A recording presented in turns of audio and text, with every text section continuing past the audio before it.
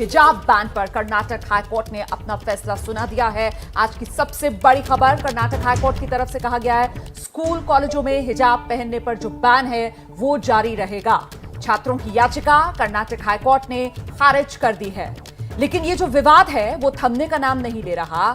राजनीतिक बयानबाजी इस मुद्दे पर लगातार जारी है और इस सबके बीच एआईएमआईएम प्रमुख असदुद्दीन ओवैसी याचिकाकर्ताओं से सुप्रीम कोर्ट में फैसले के खिलाफ अपील करने को कह रहे हैं। ओवैसी ने कहा हिजाब पर हाईकोर्ट के फैसले से वो असहमत हैं और उन्हें उम्मीद है कि याचिकाकर्ता जो कि इस मामले में छात्र हैं वो अब सुप्रीम कोर्ट में अपील करेंगे। तो एक तरीके से छात्रों को यह सलाह देते हुए कि कर्नाटक हाईकोर्ट के फैसले के खिलाफ सुप्रीम कोर्ट का दरवाजा खटखटाएं छात्र। लगातार जो हिजाब विवाद को लेकर कर्नाटक हाईकोर्ट के फैसले के बाद भी लगातार राजनीतिक बयानबाजी हो रही है। कर्नाटक हाईकोर्ट के फैसले को कर्नाटक सरकार की बड़ी जीत के तौर पर देखा जा रहा है। फैसले पर लगातार प्रतिक्रियाएं आ रही हैं। आपको सुनवाते हैं। बीजेपी सांसद हरनाथ सिंह यादव ने फैसले का स्वागत किया है, जबकि मुस्लिम स्कॉलर मौलाना मुफ्ती मुकर्रम ने कहा है कि सरकार को स्कूलों में हिजाब पहनने की इजाजत देनी चाहिए। हिजाब मामले पर कर्नाटक हाईकोर्ट का अहम फैसला। हमारे साथ मौजूद है हरनाथ सिंह यादव जी। हरनाथ जी, कर्नाटक हाईकोर्ट ने कहा है कि धर्म का अनिवार्य हिस्सा नहीं है हिजाब, लिहाजा इसको जो है मंजूरी नहीं दी जा सकती।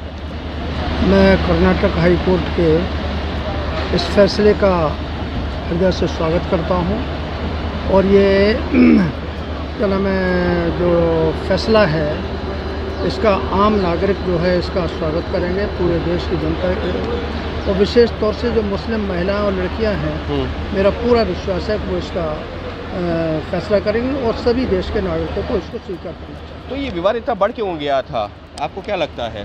कुछ ऐसे कट्टरपंथी लोग हैं जो देश की एकता और अखंडता को और देश का जो क्या नाम है समरसता है उसको बिगाड़ना चाहते हैं सुनियोजित तरीके से, इसलिए वो विरोध करते हैं। अन्यथा जो आजकल की जो पढ़ी लिखी लड़कियां हैं, समझदार महिलाएं हैं, वो कोई भी हिजाब पहनना पसंद नहीं करती। ये कौन लोग हैं जिनका आप जिक्र कर रहे हैं?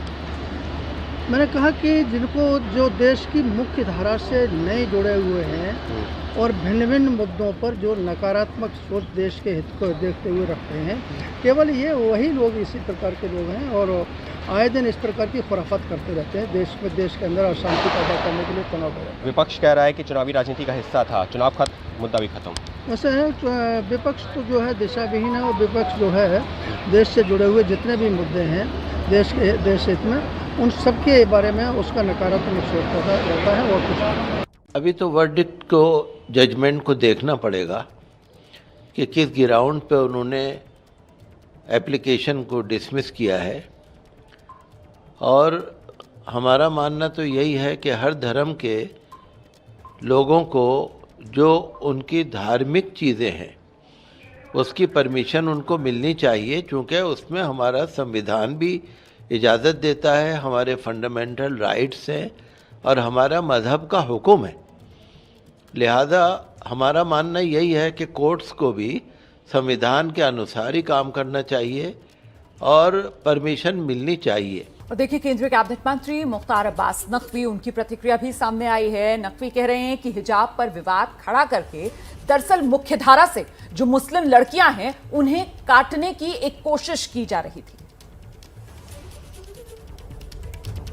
कर्नाटक हाईकोर्ट का फैसला आ गया है कि हिजाब मुस्लिम धर्म के अनिवार्यता नहीं है, उसका हिस्सा नहीं है। ये जो हिजाब को लेकर के हारा हंगामा था, ये शुद्ध रूप से मुस्लिम लड़कियों को फॉर्मल एजुकेशन से काटने की कोशिश थी और साथ ही साथ एक बात स्पष्ट थी कि भारत में हिजाब तो प्रतिबंध नहीं है, लेकिन जो इंस्टीट्यूशंस हैं, इंस्टीट्यूशंस के अपनी डिसिप्लिन होते हैं, ड्रेस कोड होते हैं, डेकोरम होते हैं, उसका सम्मान करना चाहिए और उसी बात को कोर्ट ने भी कहा है, उसका सम्मान होना चाहिए। लेकिन सर, तो फिर ये विवाद इतना बढ़ क्यों गया था? या अनिवार्यता अगर नहीं, ये मुस्लिम लड़कियों को फॉर्मल एजुकेशन से अलग करने की षड्यंत्र साजिशों का परिणाम है। विपक्ष कह रहा है कि 5 राज्यों में चुनाव थे, इस वजह से इसको जो है राजनीतिक मुद्दा बनाया गया। विपक्ष ने तो बनाया नहीं। सबसे पहले तो ग्रैंड ओल्ड पार्टी के राहुल गांधी जी ने उस पर बयान दिया। उसके बाद जो है उनकी बहन जी ने कहा कि किसी को बिकनी भी पहनने, जो चाहे बिकनी पहन के जाए। तो ये उनकी अपनी पार्टी की द्वारा शुरू की गई विवाद थी।